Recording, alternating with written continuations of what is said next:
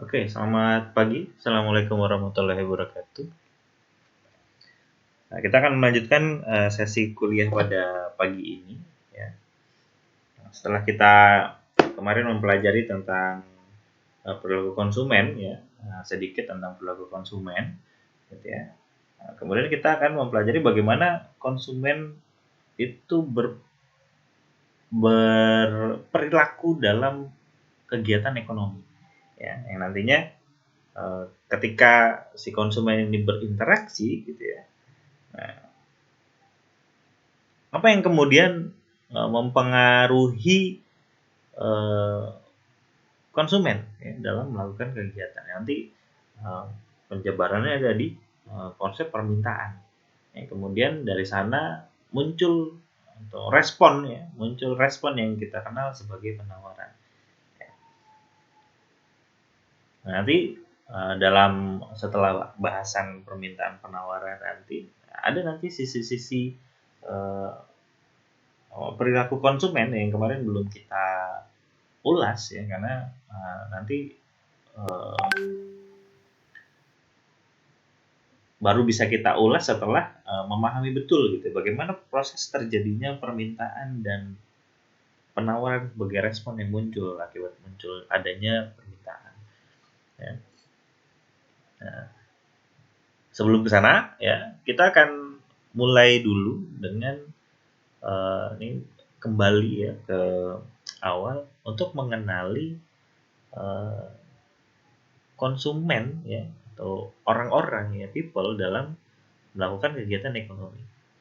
Ya. Ada 10 prinsip ya, yang dipaparkan dalam buku The Principle of Microeconomics ya, karyanya Gregory Mankiw, yang secara umum dibagi menjadi 3 skup besar. Ya. Yang pertama berbicara tentang bagaimana uh, orang-orang tuh membuat keputusan, ya, how people make decisions. Ya. Yang kedua, how people interact. Ya. Bagaimana orang-orang itu berinteraksi, ya, atau masyarakat berinteraksi. Ya. Yang ketiga berkaitan dengan how the economy as a whole work. Ya. Bagaimana ekonomi ya itu bekerja gitu ya. Caranya ekonomi bekerja tuh gimana? Nah itu bagaimana ininya yang terjadi di dalamnya gitu ya. Nah, itu sampai ke sana gitu ya. Nah, kita akan breakdown satu-satu. Ya. Pertama terkait bagaimana orang-orang ya atau masyarakat dalam membuat keputusan. Nah, prinsip yang pertama, principle one, berbicara tentang people face trade off. Ya. Masyarakat akan selalu dipertemukan dengan trade off. Ya. Apa maksudnya? Ya. Jadi masyarakat pasti akan selalu dipertemukan dengan yang namanya pertukaran, trade off, gitu. Pertukaran. Ya. Dimanapun dia berada, ya, itu pasti akan dipertemukan dengan, apalagi pada saat dia berusaha untuk memenuhi kebutuhannya.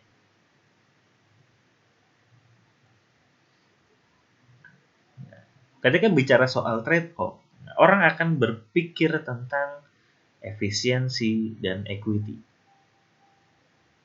Apa itu gitu ya?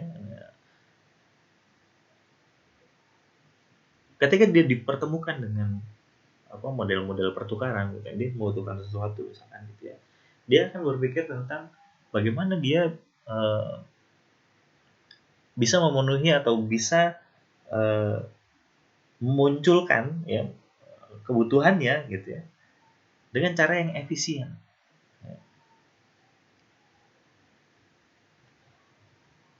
Dengan kebutuhan atau dengan sumber daya yang ada gitu ya. Bagaimana dia bisa bersikap menggunakan sumber daya tersebut seefisien mungkin. Efisien berkaitan dengan getting maximum benefit kan gitu ya. Jadi mencoba memaksimalkan benefit ya, dari apa yang dia punya gitu ya. Kemudian juga bicara soal equity ya, bagaimana benefit ini ya, itu bisa terdistribusi ya, dengan baik ya. Jadi bahasa sederhananya semuanya kebagian gitu ya. Jadi kalau misalkan ada benefit, nah gimana caranya semuanya kebagian gitu. Makanya bicara soal efisiensi dan equity ya. Berdaya guna dan efisien itu kan berdaya guna gitu. Jadi nggak ada yang tersia-siakan gitu, efisien gitu ya. Dan equity gitu ya. Nah, ini benefitnya rata, terdistribusi dengan baik ya. Itu bicara itu. Jadi orang tidak sembarangan dalam melakukan pertukaran. Nah, pada dasarnya nggak mungkin orang melakukan pertukaran ya. Misalkan dia membeli sesuatu, misalkan gitu. Membeli sesuatu tapi benefitnya sedikit atau tidak terlalu bermanfaat gitu. Walaupun pada kenyataannya kemarin kita ulas ada hal-hal yang seperti itu gitu ya. Yang masuk dalam kategori perilaku irasional kan gitu ya. Nah, tapi secara umum orang akan berpikir soal efisiensi.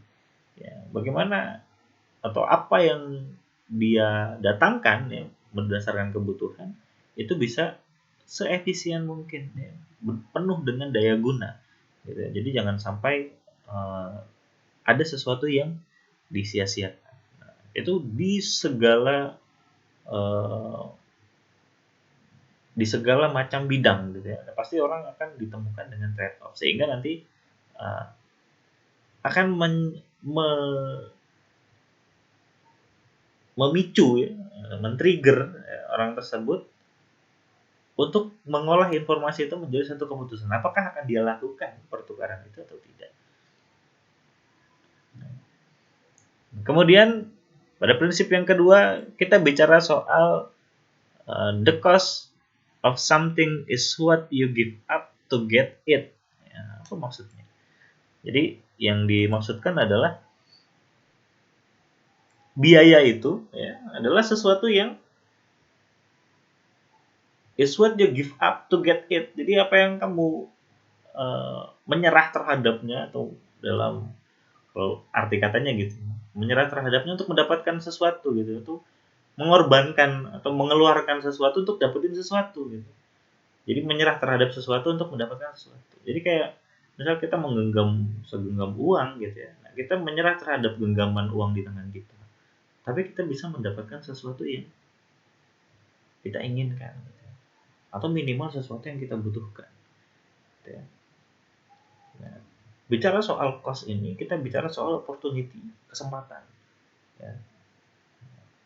Ada yang dikenal istilah dengan dalam ekonomi dikenal istilah opportunity cost ya. Apa yang maksud dengan opportunity cost ya? Nah, artinya whatever must be give up ya, to obtain some item gitu. Jadi mengorbankan sesuatu gitu ya. Kamu harus menyerah terhadap sesuatu untuk mendapatkan. Ya, jadi kesempatannya mengeluarkan biaya untuk mendapatkan kesempatan. Dalam beberapa buku ekonomi yang berbahasa Indonesia, biaya pengorbanan ya diartikan sebagai biaya pengorbanan. Jadi dia mengeluarkan biaya, ya, mengorbankan biaya untuk sesuatu yang bisa jadi benefitnya tidak bisa langsung dirasakan. Ya, biaya pengorbanan. Ya. Nah, contohnya itu apa? Nah, yang paling dekat itu contohnya gitu. Kenapa Anda mau sekolah? Gitu. Kalau sekolah itu kan hasilnya tidak bisa langsung dirasakan. Nah itu kan gitu ya. Jadi kenapa orang tua itu rela mengeluarkan uang berjuta-juta gitu ya untuk anaknya bisa sekolah di tempat yang bagus gitu ya, berharap masa depan yang cerah gitu ya. Sementara hasilnya tidak langsung didapatkan. Beda dengan sekarang misalkan Anda masuk sekolah itu butuh uang 20 juta misalkan gitu ya. Padahal di saat yang bersamaan uang 20 juta itu bisa buat modal usaha jual kebab misalkan gitu ya. Misalkan gitu. Ya, tapi kenapa atau 20 juta itu bisa buat beli motor kemudian narik ojek gitu misalnya gitu. ya, atau lain hal sebagainya. Tapi kenapa orang tua mau mengeluarkan 20 juta untuk anaknya agar sekolah? Ya, karena dia berharap ya, sesuatu, mengorbankan sesuatu untuk berharap sesuatu yang mungkin akan didapatkan kelak gitu. Langsung itu lama prosesnya. Nah, itu opportunity cost namanya. Jadi ada biaya yang dikorbankan. Ya. Ketika ada biaya yang dikorbankan, nah pasti ada harapan. Nah, harapannya itu tuh apa tuh? Belum jelas gitu ya. Nah, ini opportunity cost. Ya. Itu sekolah contohnya. Atau dia membeli kebun yang belum jelas hasil panennya. Gitu ya. Kalau apa dalam aturannya ekonomi Islam nggak boleh gitu ya, itu masuk dalam kategori perjudian gitu. Kita beli lahan tapi eh, hasil panennya nggak jelas gitu ya. Kalau misalkan panennya sedikit ya rugi gitu, tapi kalau panennya banyak gitu ya, yang merugi adalah orang yang menjual lahan kan seperti itu. Nah, tapi modelnya juga bisa seperti itu. Ya. Dia mengorbankan uang di depan untuk eh, berharap mendapatkan sesuatu yang lebih baik. Ya. Lebih banyak cari contoh itu tentang jasa ya, biaya pengorbanan lebih banyak dengan jasa. Sama halnya ketika kalian uh, naik salah satu alat transportasi misalnya, naik pesawat gitu ya dari Jakarta ke Aceh misalnya gitu, mengorbankan sesuatu gitu ya, tiket pesawat gitu ya, tapi anda belum tentu nyampe ke Aceh gitu ya. Kan gitu. Oh, ini bukan bicara soal uh, bicara soal buruk ya, kejadian buruk bukan, tapi itu yang terjadi gitu. Ataupun dalam melakukan perjalanan darat gitu ya, dari Jakarta menuju Lampung misalkan gitu ya, Anda bayar duluan gitu ya. Nah, itu salah satu opportunity cost, karena Anda juga tidak akan pernah tahu apakah Anda bisa sampai ke Lampung gitu ya esok harinya gitu kan, nggak ada yang tahu gitu ya. Dalam proses itu kebanyakan terjadi di jasa. Kalau di barang, apa yang kita keluarkan ya itu yang kita dapat gitu ya. Lebih lebih jelas gitu ya.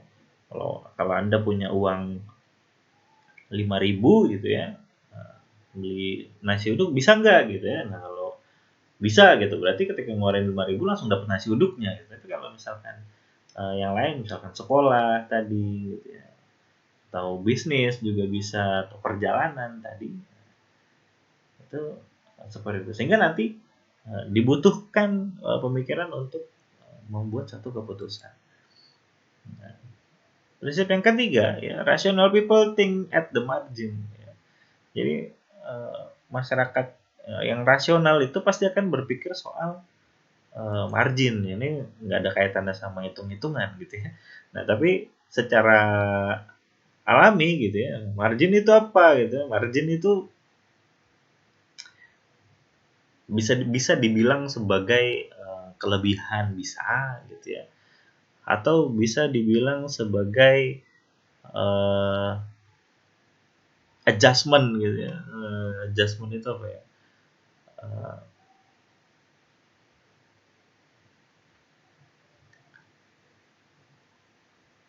sesuatu yang apa namanya, mungkin ada gitu ya, sesuatu yang mungkin ada nih, bukan dalam artian adjustment pada arti yang sebenarnya ya, bukan itu ya, tapi yang paling dekat itu eh, kelebihan lah. Kalau kita sering dengar itu eh, kalau saya ikut ini marginnya berapa gitu, nah itu lebih dekat ke arah yang lebih mudah dipahami, lebih dekat ke arah profit gitu ya. Ketika kita join usaha, nah bicara soal margin, nah kita bicara soal pendekatan profitnya gitu ya.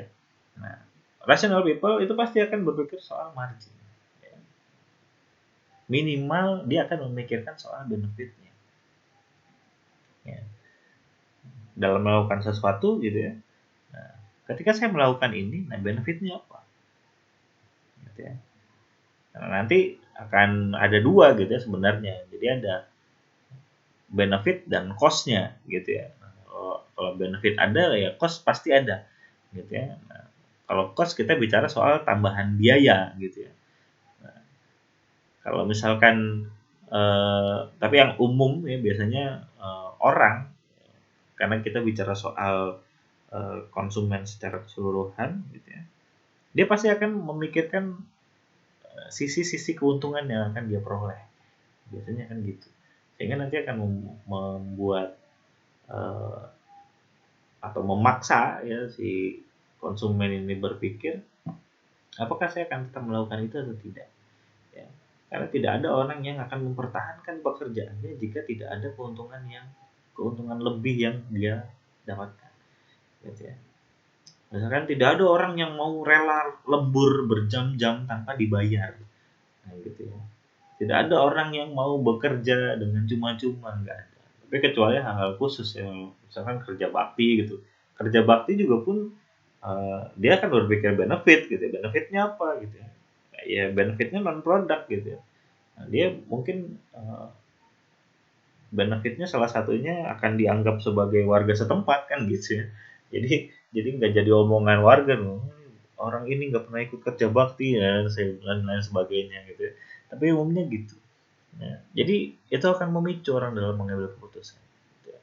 Karena sebagian besar masyarakat ya kalau nggak ada benefitnya gitu ya, dia akan ragu untuk melakukan itu.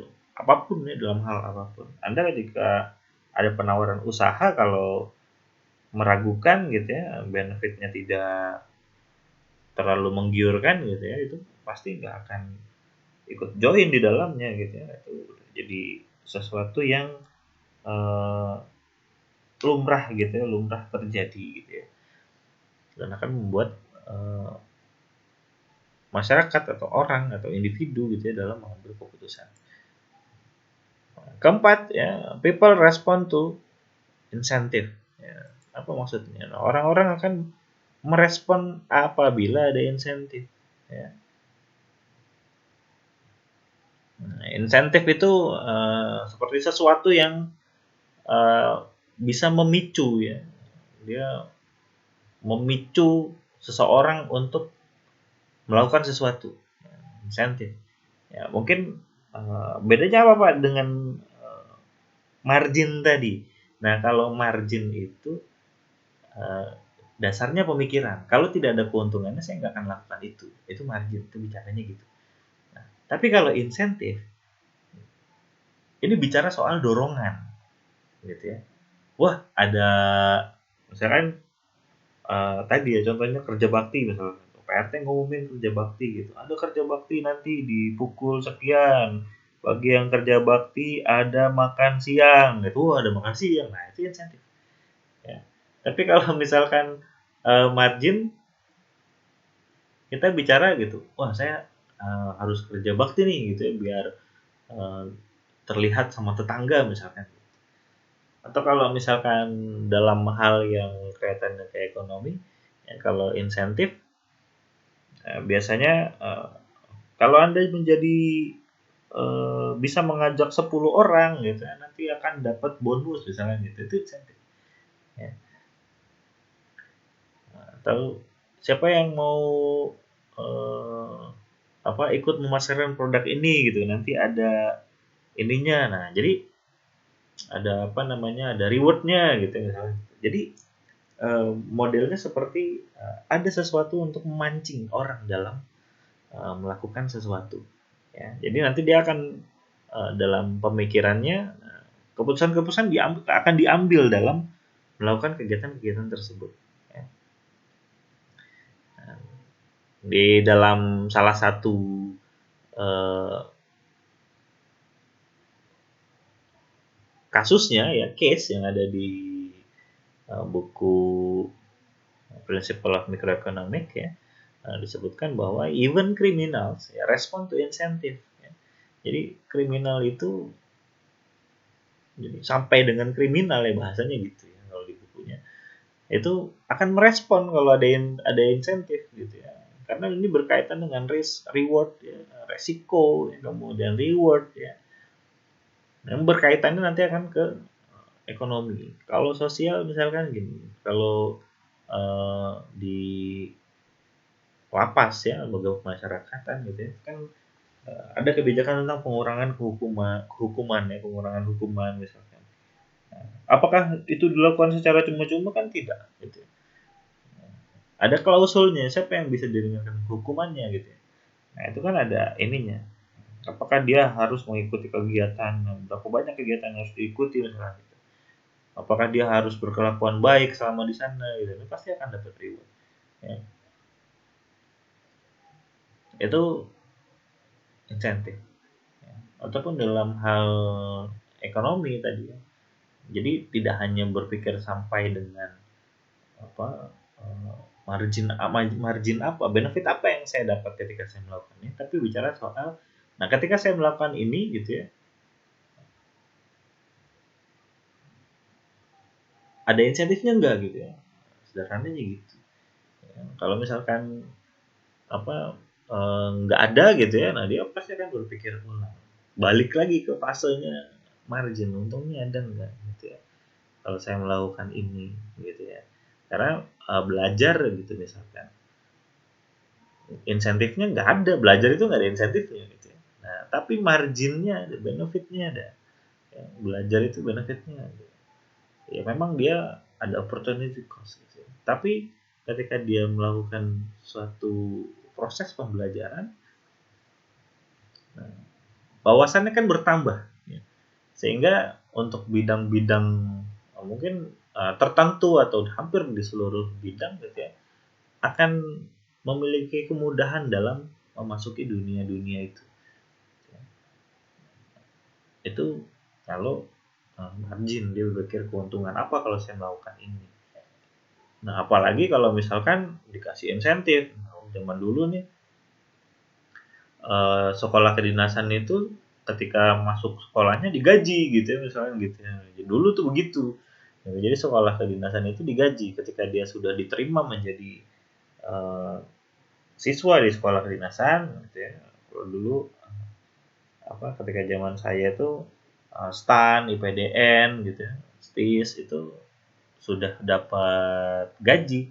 Jadi ketika masuk sebagai mahasiswa tingkat 1 gitu ya, nah itu udah dapet tuh insentif. Nah itu kan selain marginnya dapet gitu ya, dia secara opportunity cost-nya sudah keluar gitu ya, kemudian ada marginnya di sana gitu ya, keuntungan, ada benefit yang dia dapat ketika belajar itu gitu, terjamin bahasanya kan gitu ya, sekolah kedinasan nanti setelah selesai ya nggak perlu cari kerja karena sudah ditempatkan, kemudian ada insentif gitu, yang bisa masuk dan belajar di sana dapat, sudah mulai terhitung dapat gaji gitu ya, misalkan gitu.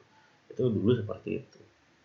Nah dari 4 prinsip ini ya, ini yang akan mendasari orang dalam melakukan keputusan ya, membuat keputusan untuk melakukan sesuatu kegiatan ya. Jadi dia akan memilah gitu, mana yang paling memberatkan, meskipun uh, dia merupakan bisa disebut sebagai fase ya, karena makin lama pertimbangan semakin banyak ya. Tapi terkadang untuk satu case tertentu, 1-2 case tertentu gitu, atau bisa jadi di rata-rata case yang Anda hadapi gitu cuma ketemu 1 atau 2 gitu ya. Misal kaitannya kepada insentif gitu ya, kalau kalian waktu anak-anak itu disuruh ibu ke warung itu kalau nggak ada kembaliannya nggak mau gitu ya, misalnya gitu.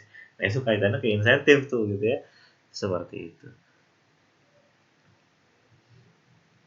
Nah berikutnya yang kedua gitu ya, bagaimana orang-orang itu berinteraksi ya.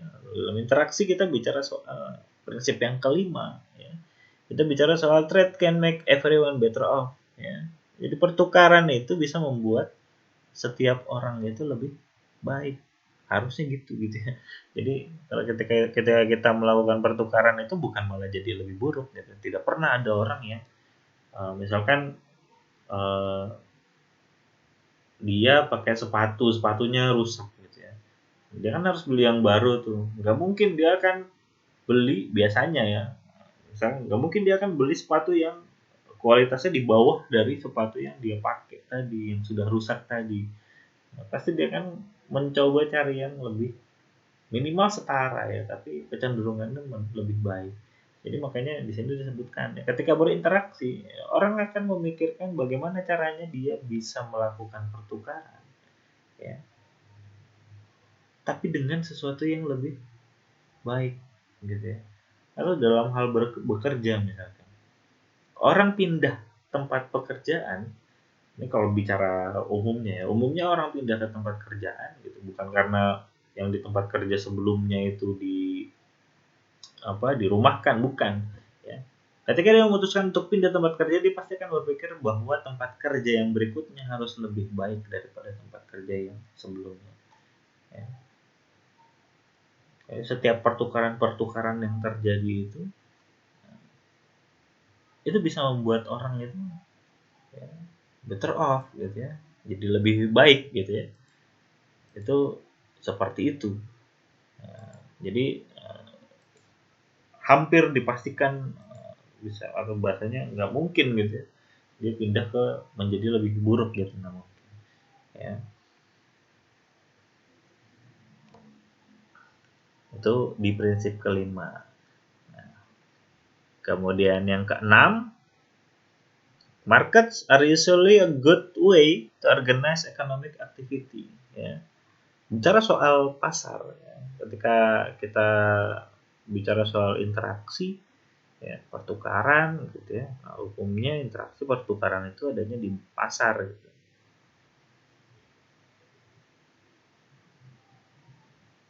Nah, kenapa disebutkan market are usually a good way ya, jadi pasar itu akan selalu menjadi jalan yang bagus ya, itu organize economic activity. Untuk apa? Untuk mengorganize atau mengatur gitu, mengorganisasi aktivitas ekonomi gitu. Karena di pasar kita bisa melihat segala sesuatunya dengan jelas ya.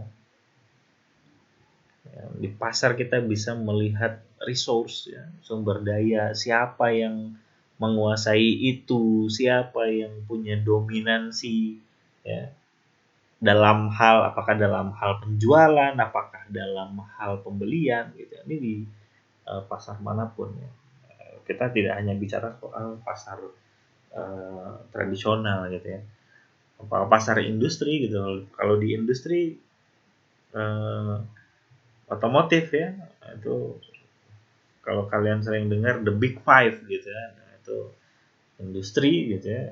The big five, siapa aja the big five gitu ya, perusahaan otomotif besar lah, Toyota, kemudian Honda gitu ya, Suzuki gitu ya, kalau di motor gitu ya, yang produknya sering kalian lihat di jalan gitu. Atau eh, perusahaan-perusahaan lain yang memiliki produk sejenis gitu, misalkan handphone misalkan ya, Samsung ya, Xiaomi ya, gitu ya, Nokia gitu dan lain sebagainya gitu ya.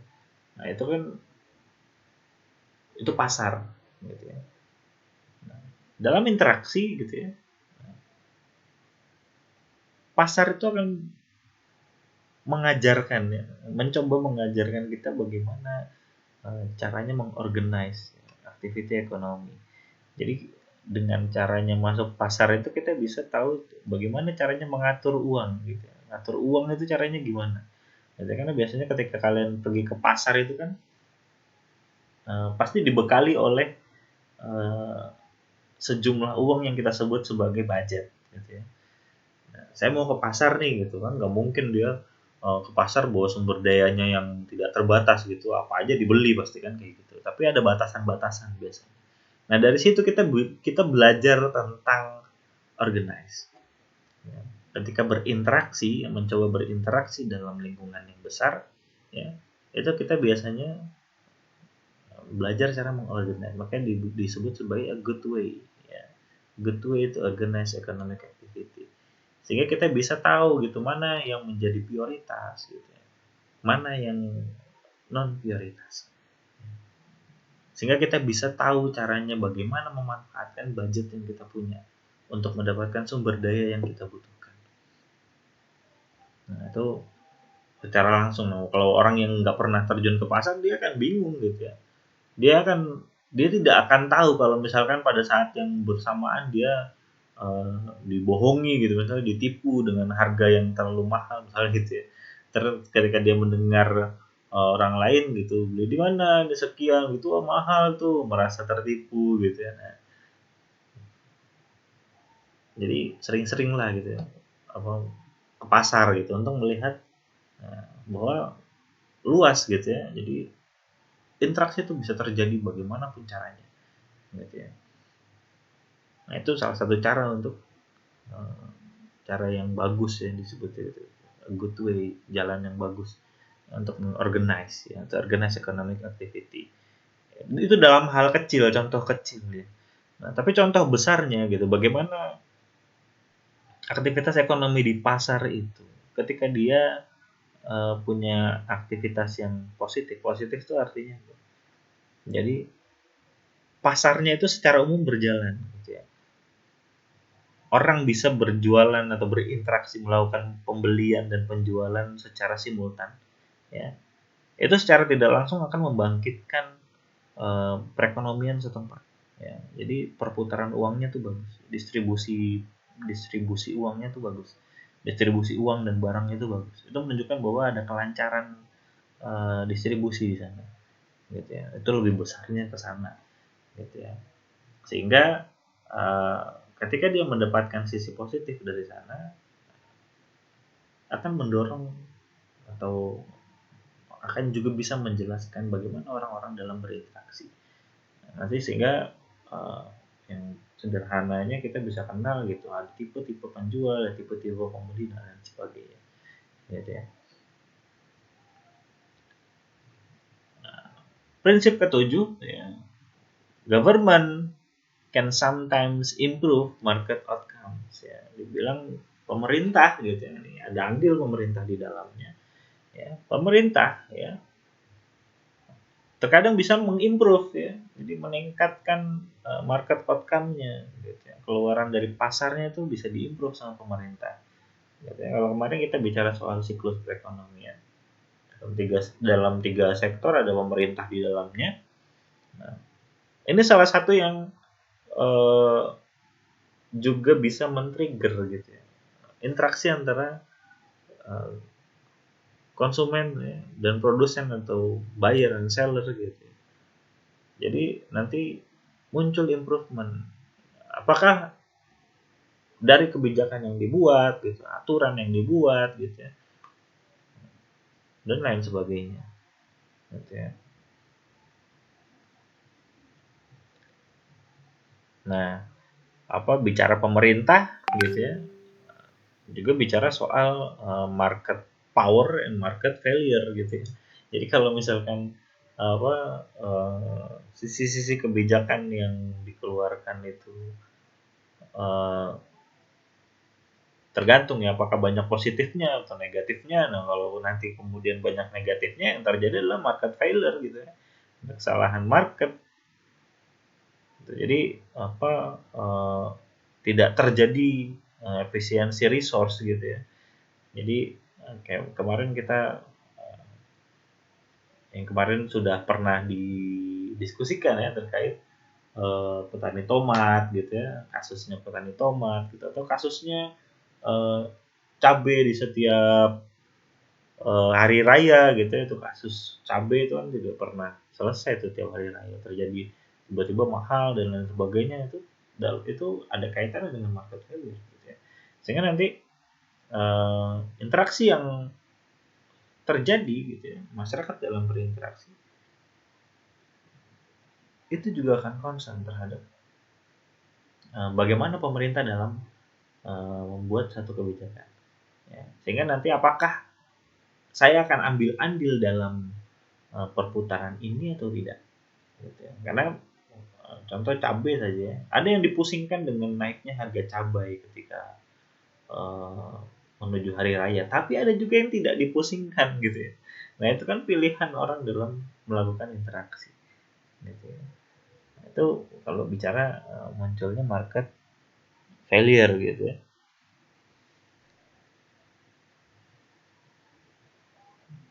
Nah, ataupun bisa menjadi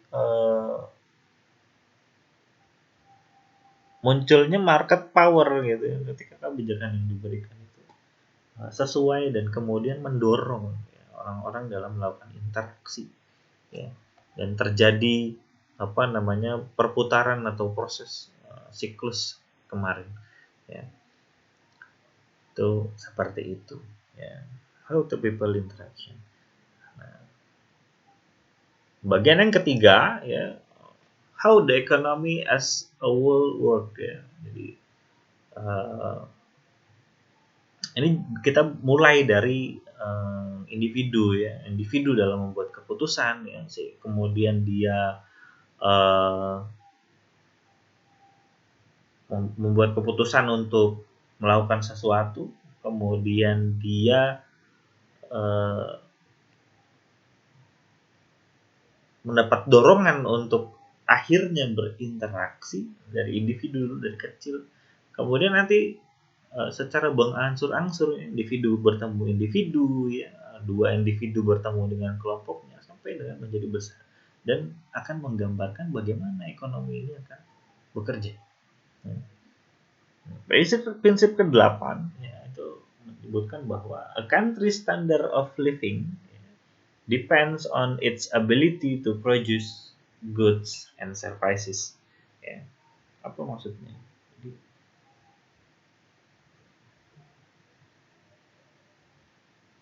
negara ya, standar hidup suatu negara ya, itu tergantung dari ability negara tersebut ya, dalam memproduksi barang atau jasa. Ya, cerminannya gitu. Ya, ekonomi akan bekerja. Ya. Jadi kalau pertanyaannya bagaimana ekonomi bekerja, gitu ya, kita akan melihat standar hidup satu negara. Ya. Standar hidup satu negara itu tercermin dari kemampuan negara tersebut dalam memproduksi. Ya. Dalam istilah perdagangan internasional dikenal dengan spesialisasi, ya, specialization. Ya. Jadi tiap negara itu punya ciri tersendiri, gitu. Dia dicirikan sebagai apa? Timur Tengah, gitu ya. Nah itu penghasil minyak, gitu ya. Nah spesialisasi mereka itu di minyak. Ya. Ketika produksi minyaknya itu apa? Secara ability kemampuannya bagus, gitu ya. Nah itu kan mendorong standar hidup negara tersebut akan semakin tinggi. Ya.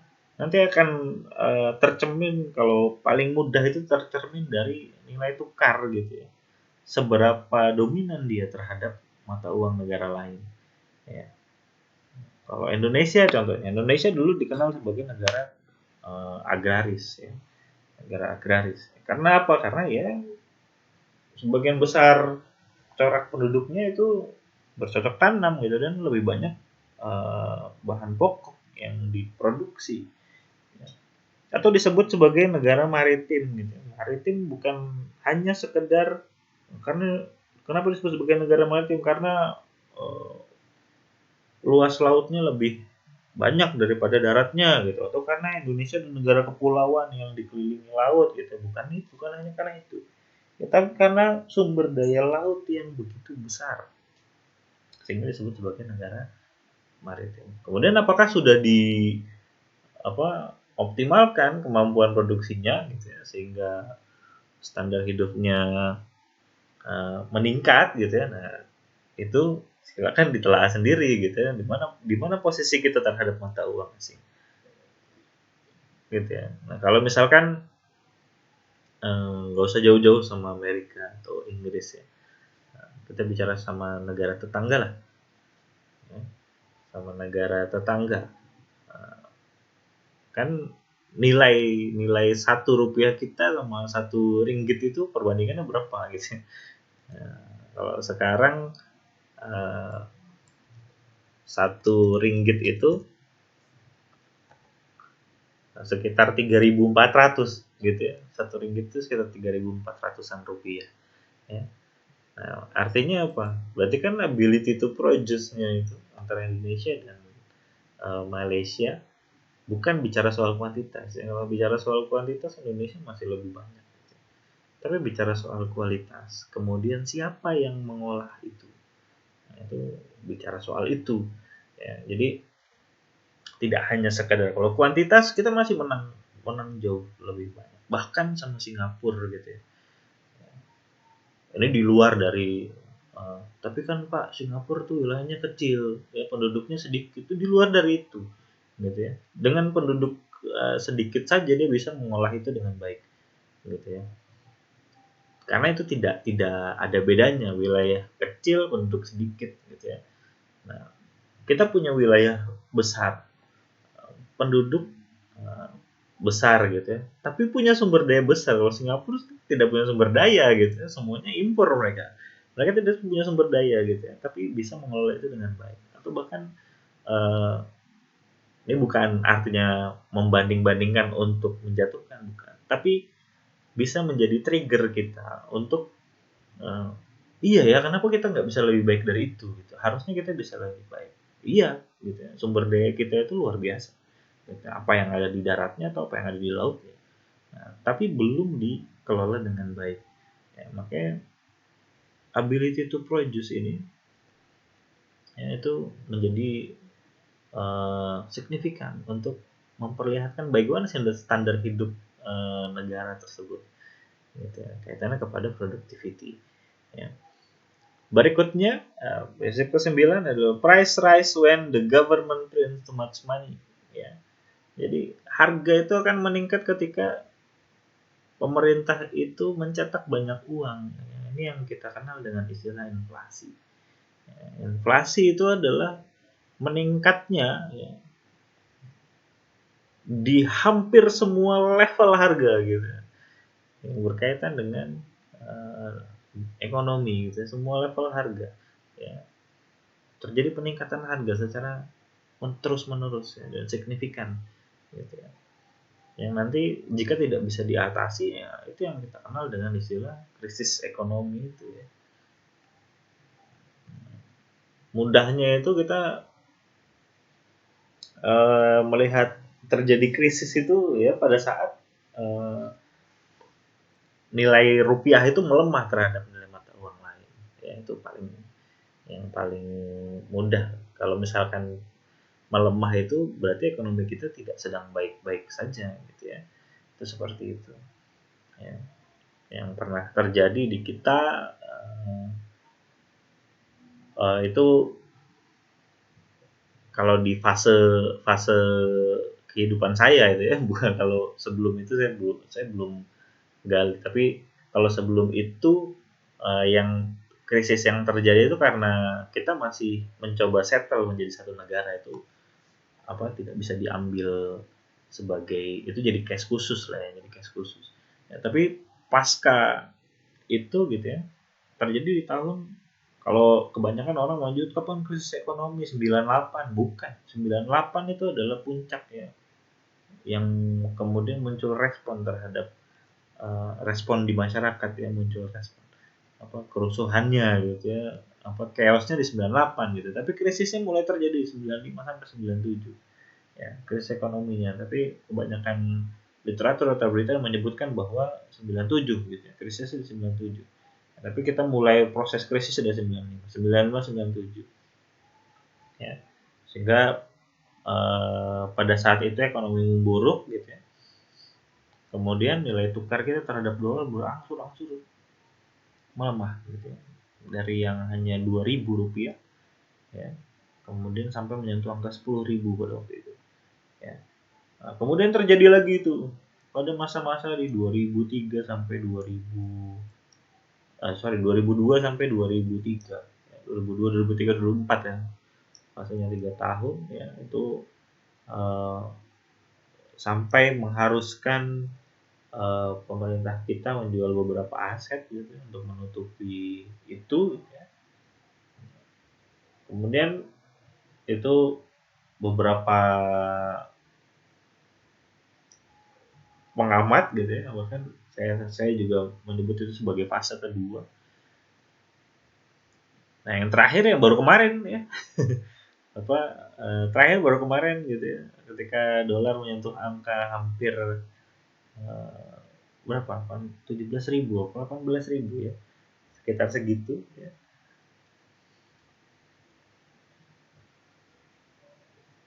Nah, pada saat itu berarti apa, eee, ketika inflasi itu terjadi, ya, kenaikan harga secara terus-menerus, ya, akan turun tuh daya beli masyarakat tuh akan turun, ya. Ketika daya beli masyarakat turun itu, pemerintah itu akan, mendorong untuk mencetak uang lebih banyak, ya. Biar kenapa? Biar, masyarakatnya ini punya dorongan gitu ya, atau punya daya beli yang cukup gitu ya. Nah, mencetak dalam hal yang dalam artian yang uh, real gitu ya, maksudnya dari kalau kita kan lembaga yang mencetak mata uang itu dari Peruri gitu ya, yang real gitu ya untuk menambah uh, daya beli gitu. Itu seperti itu. Nah, tapi kalau misalkan itu terjadi sebenarnya tidak akan membuat kondisi ekonomi jadi lebih baik. Ya. Karena masih banyak hal-hal yang mungkin bisa dilakukan gitu ya untuk meningkatkan daya beli. Gitu ya. Bagaimana caranya ya? Apakah bisa dengan memberikan subsidi gitu ya, kemudian pengendalian harga gitu ya, atau kemudian bisa juga membangkitkan sektor-sektor real ya yang dasarnya itu memang dia eh, produk dalam negeri gitu ya. Jadi bisa bisa juga dengan cara menghentikan impor gitu ya untuk mendorong produksi dalam negeri dan sebagainya. Banyak hal yang bisa dilakukan sebenarnya untuk mengatasi itu. Ya. Itu prinsip ke-9, sorry belum keganti ya. Prinsip ke-9. Ya, kemudian terakhir ya berkaitan dengan bagaimana ekonomi ini bekerja. Ya, yang ke-10 ya, society faces a short-run trade-off ya, between inflation and unemployment. Jadi dibahasakan uh, society itu masyarakat ya, itu akan dipertemukan dengan short-run trade-off. Ya. Jadi pertukaran jangka pendek antara inflasi dan unemployment. Ya. Pada saat kapan gitu ya? Mungkin kalau kalian tidak akan merasakan itu gitu ya. Kalau kalian kan prosesnya kan setelah lulus gitu kemudian langsung penempatan gitu. Kan prosesnya gitu. Nah, tapi pada saat sebelum kalian itu ya, ada saat dimana ketika uh, lulus dari perguruan tinggi atau yang dirasakan oleh uh, perguruan tinggi negeri atau umum gitu ya. Ada fase transisi ketika dia lulus. Ya, fase transisi antara uh, wisuda gitu ya, proses kelulusan ya, seseorang dinyatakan lulus dari sekolah dengan pembukaan lapangan kerja. Nah, itu transisi. Nah, kalau dulu ritmenya itu pembukaan pembukaan tenaga kerja baru itu biasanya di akhir tahun menuju awal tahun, di November Desember itu baru mulai buka perusahaannya gitu ya, karena kalau pelaporan keuangan kan Januari sampai Desember gitu ya, jadi dia baru bisa rekrutmen itu di Desember ya, maksimal itu Desember, jadi Januari bisa masuk kerja untuk diperhitungkan sebagai eh, belanja pegawainya gitu ya untuk membayar gajinya di bulan Januari. Dulu sebagian besar rigid seperti itu, bahkan sampai penerimaan pegawai pemerintah itu adanya mulai di bulan Agustus gitu, karena uh, lulusan universitas itu sudah mulai sidang itu di bulan Juni Juli gitu ya, tinggal nunggu wisuda, ketika dia dinyatakan lulus dia bisa pakai SKL-nya tuh ya untuk coba melamar, kan dulu gitu ya. Jadi ada kesenjangan ya ketika dia lulus dari bulan uh, Juli gitu ya. Nah, dia kan bahasanya nganggur tuh Juli, Agustus, September, Oktober, November tuh 2 bulan tuh. Ya. Sehingga Desember baru ada ini penerimaan. ya, ataupun di swasta juga sama seperti itu. Ya. Itu pasti akan Nah, pada saat itu secara tidak langsung terjadi inflasi. Kenapa bisa terjadi inflasi? Terjadi inflasi karena konsumsi itu posisinya tetap. Konsumsi itu posisinya tetap. Tapi tidak ada pendapatan yang bertambah. Jika dikaitkan dengan angkatan kerja, gitu. Jadi ada orang-orang yang bahasanya pengangguran sementara, gitu. Itu ada dalam literatur tenaga kerja, ya ada yang disebut sebagai pengangguran sementara. Yang dia adalah orang-orang yang berada di proses transisi tadi. Ya. Jadi konsumsinya kan tetap tuh. Ya. Atau bahkan meningkat karena dari bawah itu kan pertumbuhan penduduknya kan terus nambah tuh. Gitu. Dan dia sudah tidak masuk dalam kategori yang ditanggung gitu ya, maksudnya tanggungan orang tua gitu lepas dari itu. Ya. Jadi secara umum ketika ada pertambahan produk, konsumsi itu bertambah ya, tapi pendapatan tidak. Distribusi pendapatannya itu tetap.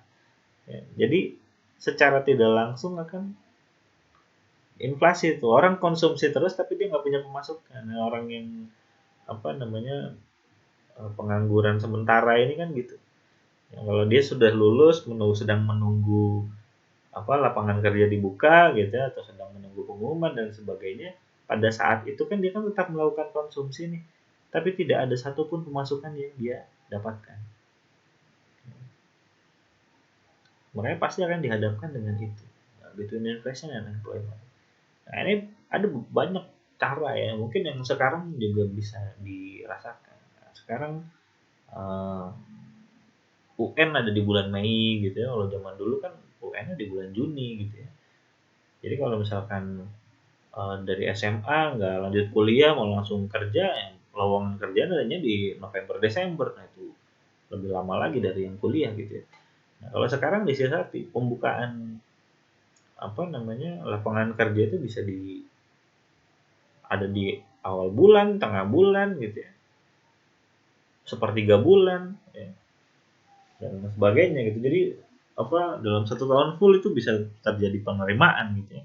Bahkan untuk pegawai pemerintah gitu ya, setelah ada otonomi daerah gitu ya, mungkin setelah ada otonomi daerah juga masih jadwalnya masih tertentu. Tapi kalau sekarang rentangnya dari Januari sampai Desember gitu, itu kalau yang rata-rata tuh bulan didekatkan lah ya, kalau kelulusan universitas itu ada di Juli gitu ya, atau dia sudah wisuda di bulan April, misalkan sudah sidang di bulan April gitu ya. Nah itu udah buka tuh bulan-bulan itu ya, bulan April, Mei, Juni, Juli ya, Agustus gitu ya. Nah itu berangsur-angsur, jadi tidak hanya di akhir tahun, tidak. Jadi untuk mendekatkan itu ya, memperkecil ya, jarak antara hasil lulusan gitu ya, atau calon tenaga kerjanya gitu ya dengan lapangan kerja, yang diperkecil jaraknya dengan skema-skema seperti itu ya, apakah di kantor pemerintahan ataupun di swasta gitu ya, sudah diperkecil jaraknya. Nah, ini 10 prinsip ya tadi yang nanti akan menjadi gambaran pada perilaku tadi ya, menjadi gambaran perilaku. Nah, berikutnya kita masuk kepada interaksi ya. Kemarin kita sudah ulas ini ya, masalah ekonomi, kemudian interaksi yang terjadi sampai muncul permintaan penawaran. Ya. Nah, kenapa jadi permintaan sudah kita ulas. Bagaimana bunyi hukumnya gitu ya? Hukumnya menyebutkan bahwa semakin rendah harga suatu barang, maka semakin banyak jumlah barang yang diminta. Kemudian semakin tinggi harga suatu barang, maka semakin sedikit jumlah yang diminta. Nah, ini relate dengan perilaku konsumen yang kemarin kita ulas. Ya. Jadi konsumen itu maunya dapat barang ya bagus, murah gitu kan gitu ya. Jadi kalau misalkan dia menemukan satu barang diskon gitu atau buy one get one gitu, dia pasti akan beli gitu. Tapi kalau tidak ada buy one get one, belum tentu dia beli. Ya, ini analoginya gitu, sederhananya gitu. Jadi kalau dia melihat barang itu harganya turun gitu, ya, dia pasti akan berpikiran untuk, oh bisa nih beli dua gitu kan. Tergantung promo gitu, tergantung promonya seperti apa. Tapi kalau secara umum harganya turun itu pasti akan ada pemikiran seperti itu. Ya, secara grafik ya ini digambarkan gitu ya. Ada linear dan non linear. Ini akan menggambarkan hubungannya. Ya. Kalau kita tarik garis ya, kita simulasikan gitu ya. Kita tarik garis. Nah, abaikan garis yang non linear ya, kita main yang di linear saja. Kita buat dia sebagai garis putus-putus saja ya.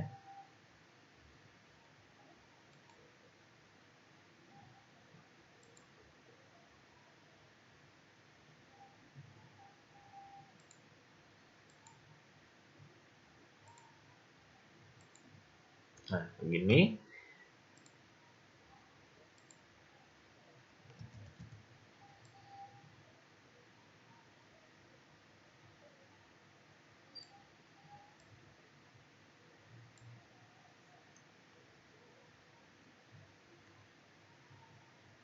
Ya, kalau ini kelihatan nggak? Atau kita pakai warna merah saja lah ya.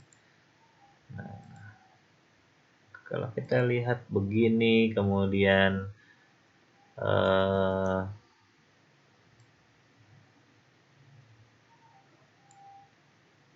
kita tunjukkan di mana P-nya, kemudian di mana Q-nya gitu ya. Nah, seperti ini.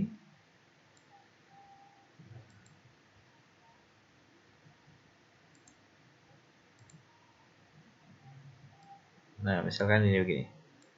Nah,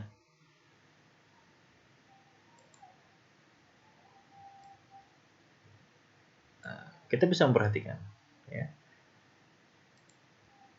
Ya. Ketika harganya tinggi ya, di atas nih ya, harganya ya, misalkan ini A gitu ya, dia akan dapat key-nya itu mendekati titik origin sedikit. Nah, tapi apabila harganya turun, key-nya kan semakin banyak. Nah, relate-nya saya sama dengan kehidupan kita sehari-hari. Gitu ya. Kalau kita melihat harga ini, mungkin belum tentu di semua jenis barangnya. Nanti akan kembali lagi pada di mana posisi si user ini, di mana posisi si konsumennya, ya, dalam segmen ekonomi apa dia. Gitu ya. Tapi dalam setiap segmen ekonominya pasti akan terjadi, gitu ya. Kecenderungannya seperti itu. Ketika harga turun dia akan menambah kuantitas. Ya. Tapi ketika harga naik gitu, dia akan mencoba mengurangi kuantitas. Nah, klausul turun atau naiknya harga gitu ya dengan permintaan yang akan coba diminta, itu nanti akan dipengaruhi oleh beberapa faktor. Ya. Nah, di beberapa buku gitu ya, yang menyebabkan 5 faktor gitu ya, atau sampai dengan 7 faktor ya, dengan breakdown. Di antaranya ada harga barang itu sendiri, kemudian harga barang lain, pendapatan, distribusi, ya, corak distribusi pendapatan, ya mungkin ini nanti bisa dijadikan satu gitu ya dengan pendapatan, kemudian taste ya, jumlah penduduk ya, kemudian bagaimana prediksi masa depan. Nanti kita ulas ya satu persatu ini di pertemuan yang berikutnya. Ya. Mungkin itu untuk pertemuan hari ini ya. Selamat pagi. Assalamualaikum warahmatullahi wabarakatuh.